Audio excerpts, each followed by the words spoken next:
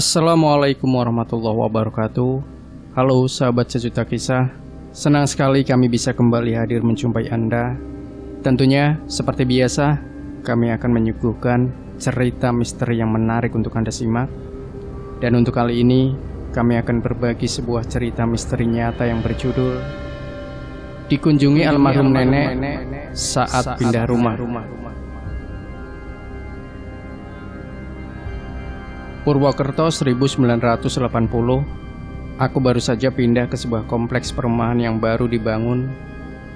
Suasananya masih sepi sekali karena baru beberapa rumah saja yang dihuni.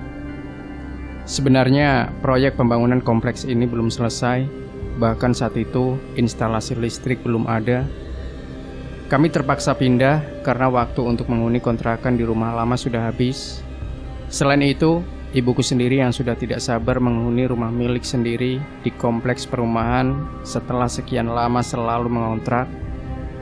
Untuk penerangan di kala malam, kami harus menyalakan Petromax yang digantungkan di ruang depan. Untuk kamar, biasanya kami menggunakan sentir, lampu tempel dengan sumbu berbahan bakar minyak tanah. Hal ini bertahan kurang lebih 1 tahun. Saat itu belum ada tetangga di kanan dan kiri rumah. Selain masih baru, kompleks perumahan ini juga belum banyak dihuni. Sisi timur rumah kami berbatasan dengan sungai, kebun, dan sawah. Suasana memang jadi menyeramkan, terutama kalau malam hari terus hujan. Apalagi aku hanya tinggal bertiga saja dengan kakak dan ibu. Setiap sore, di depan rumah kami biasanya ramai oleh penduduk desa sekitar yang mencari rumput untuk pakan ternak. Dari mereka kami dapat info bahwa lokasi tempat rumah kami berdiri termasuk wingit. Kebetulan di sebelah timur rumah memang ada pohon cangkring besar sekali. Kabarnya banyak penduduk setempat sering melihat penampakan kuntilanak di bawah pohon itu. Menurut banyak mitos yang berkembang, pohon cangkring adalah sarang makhluk halus, terutama kuntilanak. Keberadaannya yang persis di bantaran sungai yang mengalir di depan rumah kami memang menimbulkan suasana menyeramkan. Keadaan ini sedikit banyak menimbulkan keprihatinan dari om kami. Sampai suatu hari, dia memberikan serono sebagai piranti tolak bala, sebuah wujud kebaikan yang kelak terbukti tidak mempan. Begini ceritanya. Malam itu, karena suntuk di rumah, kakak berniat untuk main ke rumah Om Joko, adik ibu. Rumahnya berjarak sekitar 30 menit naik sepeda motor dari kompleks perumahan kami. Dia pergi sejak sebelum maghrib. Untuk mencapai rumah Om Joko, kakak harus melewati jalanan berbatu di tengah sawah yang luas. Sebenarnya ada jalan yang lebih bagus, tapi harus memutar lewat tengah kota. Biar lebih cepat, kakak memilih lewat tengah area persawahan. Tapi justru dari sini semua peristiwa itu bermula. Hampir tengah malam, ketika dari kejauhan terdengar motor kakak digeber, khas suara Suzuki GP100. Aku hafal karena motor kakak adalah satu-satunya motor di kompleks perumahan ini. Ibu sudah tertidur dari tadi, sementara aku sendiri masih dengerin radio. Satu-satunya hiburan yang bisa kami dapat waktu itu. "Wan, buka pintu, cepat!" Tiba-tiba saja pintu depan digedor kakak. Gila ini orang, main gedor pintu tengah malam. Nggak tahu ibu lagi tidur apa. Setengah kesal, aku keluar kamar karena pintu digedor berkali-kali. Tidak lama ibu juga terbangun. "Ada apa? Kayak dikejar hantu aja." Sambil membuka kunci pintu, aku menggerutu karena kesal. Sedetik setelah membuka pintu depan, aku merasa ada angin menyerobot masuk agak kencang ke dalam rumah, menabrak badanku. Kaki kananku bahkan terdorong. Aku melihat wajah kakak pucat pasi ketika terduduk di ruang tamu. Ibu yang baru saja terbangun menghampiri kami berdua. "Ada apa?" Ada sedikit kekhawatiran terlihat dari wajah ibu melihat wajah kakak yang pucat dan tubuhnya gemetar. "Wan, ambilin air putih buat Mas." Aneh, Gak biasanya Mas Denny kelihatan ketakutan setengah mati. Batinku agak terganggu ketika sambil setengah berlari mengambil air putih di dapur. Mas Denny sejak kecil dikenal pemberani. Sebelum tinggal di perumahan ini, kami tinggal di sebuah rumah kontrakan yang berbatasan dengan area pemakaman, hanya dipisahkan oleh sungai selebar 2 meter. Ketika masih tinggal di rumah lama dekat kuburan, dia sering pulang ke rumah malam-malam melewati area itu. Tidak jarang siang hari, sepulang sekolah, dia main petak umpet dengan teman-temannya di area itu. Ngumpetnya di dalam keranda. Ibu sampai sering marah-marah kalau tahu kelakuannya itu. Dan agak lega kami sudah pindah ke kompleks perumahan ini. Kebetulan di area pemakaman itu banyak tumbuh pohon buah-buahan. Ada mangga, manggis, dan kelapa. Rasa buahnya sangat manis. Air kelapanya segar. Apa karena pupuknya adalah jasad yang tertanam di bawahnya? Aku dan Mas Denny sering makan, terutama jika ada bapak-bapak yang sedang menggali lubang pemakaman untuk mengubur jenazah baru. Tapi malam ini, tidak biasanya Mas Denny terlihat sangat ketakutan sekali. Kenapa? Aku sorongkan segelas air putih buat Mas Denny setelah sebelumnya dibacakan doa oleh ibu. Sejak datang tadi, belum sepatah kata keluar dari mulutnya. Padahal sudah beberapa kali ibu melontarkan pertanyaan yang sama. Kamu kenapa, Den? Setelah meneguk air putih sampai setengah gelas, dia mulai bercerita. Kali ini dia jauh lebih tenang, mungkin karena efek doa ibu. Sudah larut malam ketika Mas Denny pamitan dari rumah Om Joko. Awalnya Om Joko minta supaya Mas Denny nginep di rumahnya saja, karena sudah terlalu malam dan jalanan sudah sangat sepi. Tapi Mas Denny bersikukuh, katanya kasihan yang di rumah nungguin. Iya, tapi jangan lewat Bruk Menceng. Mending muter saja lewat stasiun, kata Om Joko kepada Mas Denny. Wah, jauh banget Om. Aku sudah sering lewat situ kok, aman. Ya udah, semoga nggak ada apa-apa. Salam buat ibu. Om Joko tidak bisa lagi mencegah Mas Denny. Di tengah area persawahan, tempat jalan pintasan menuju rumah Om Joko, memang ada jembatan. Orang di sekitar situ menamainya Bruk Menceng karena posisi jembatannya memang tidak sejajar. Bruk adalah jembatan kalau merujuk ke bahasa Banyumasan. Konon, daerah sekitar Bruk Menceng banyak dihuni makhluk halus. Sebetulnya, Mas Denny sudah sering lewat jembatan ini, yaitu ketika mengantar ibu pergi kerja. Namun baru sekali ini dia melewati Bruk Menceng di malam hari. Suasananya beda banget. Mas Denny tidak terlalu cepat memacu kendaraannya. Malam itu, dia tidak merasa takut. Cuma gelisah saja kalau ada begal.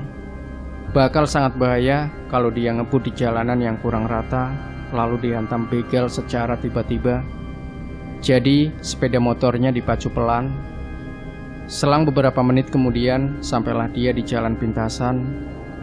Beberapa meter berjalan, tiba-tiba ada sosok perempuan menghadang, persis duduk di Bruk Menceng. Sebetulnya Mas Denny agak curiga juga dengan sosok perempuan yang tiba-tiba muncul di depannya. Namun sekali lagi, saraf takut Mas Denny memang agak tumpul. Dia berusaha menenangkan diri dengan berpikir bahwa perempuan yang muncul itu berkebaya. Tidak seperti cerita kuntilanak yang memakai gaun putih menjuntai.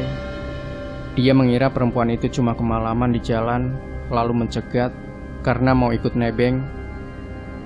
Benar juga perkiraannya, perempuan itu mencegat karena mau nebeng, sekalian pulang katanya. Karena merasa iba melihat perempuan berjalan sendiri malam hari di tengah sawah, Mas Denny mempersilahkan dia ikut. Bahkan dia berniat untuk mengantarkannya pulang. Dari mana mbak malam-malam begini?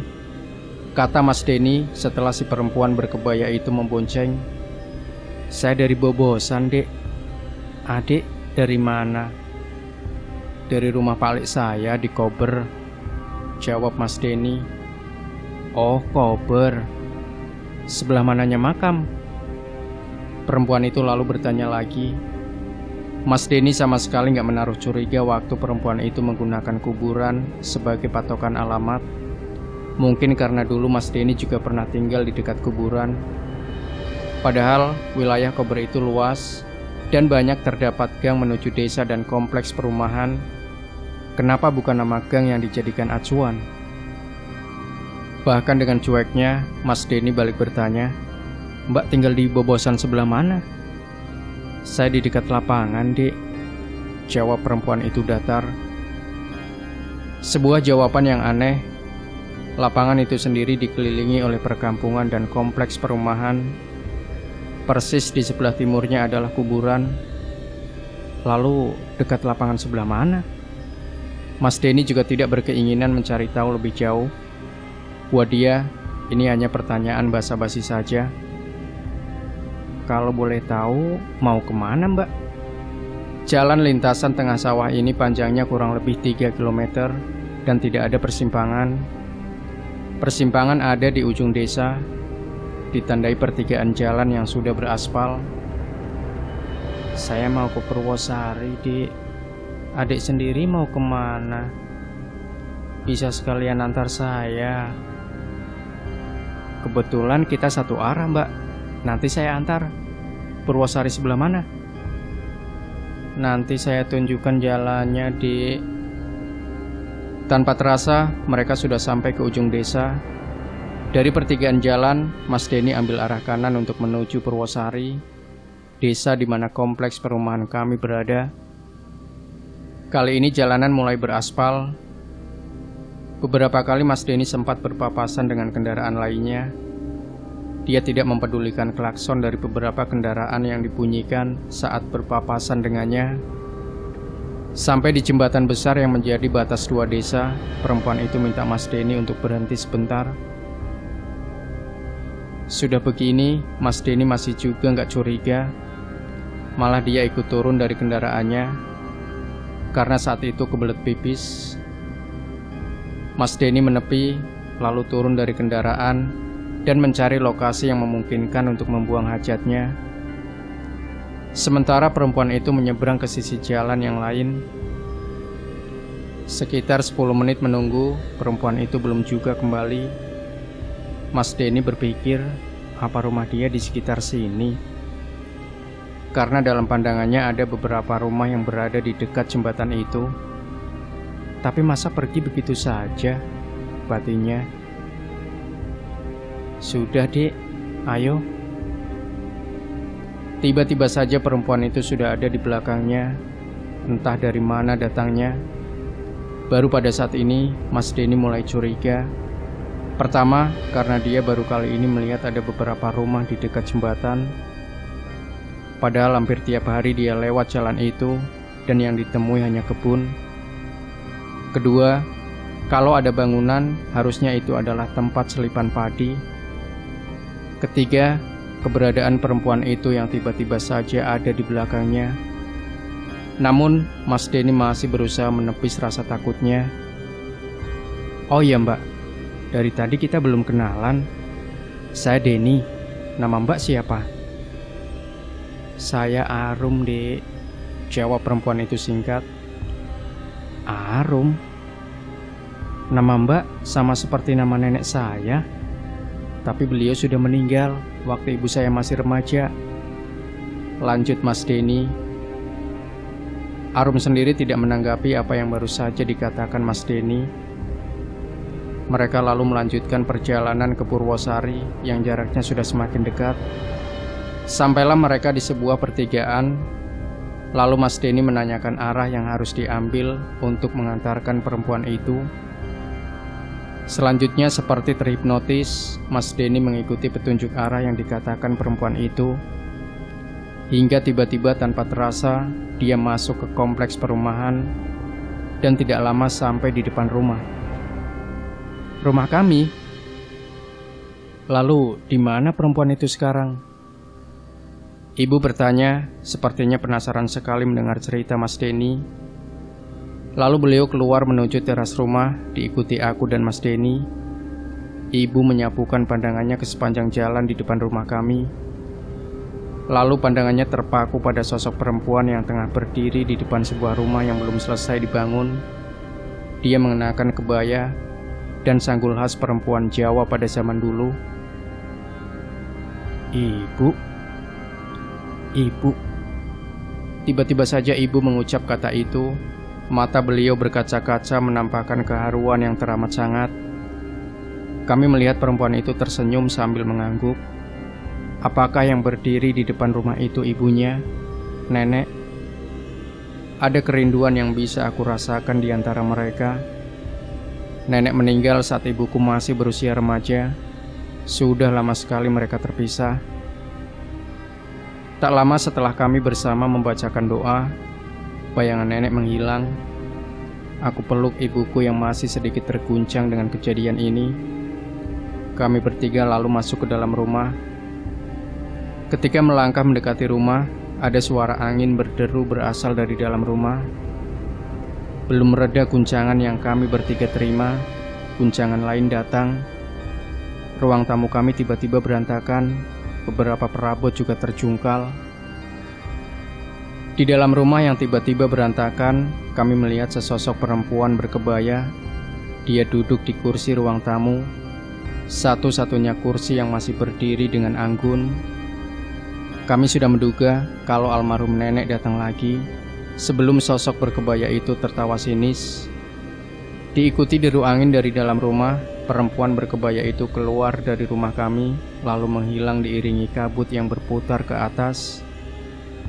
Sampai hari ini, sampai aku dewasa, kejadian malam itu tak pernah terjawab. Hanya setelah malam itu, berbagai kejadian aneh terjadi di kehidupan kami bertiga. Malam itu kami seperti disambut secara resmi oleh sebuah daerah yang menyimpan kisah aneh. Demikian sahabat sejuta kisah. Mungkin ada di antara Anda yang juga mengalami cerita mistis atau pengalaman mistis. Sampai hari ini juga Anda belum bisa melupakannya. Silahkan tulis di kolom komentar, like, share video ini, subscribe channel Sejuta Kisah, dan juga kritik, saran, masukan dari Anda masih tetap kita tunggu. Sampai jumpa di cerita yang lebih menarik lainnya. Wassalamualaikum warahmatullahi wabarakatuh.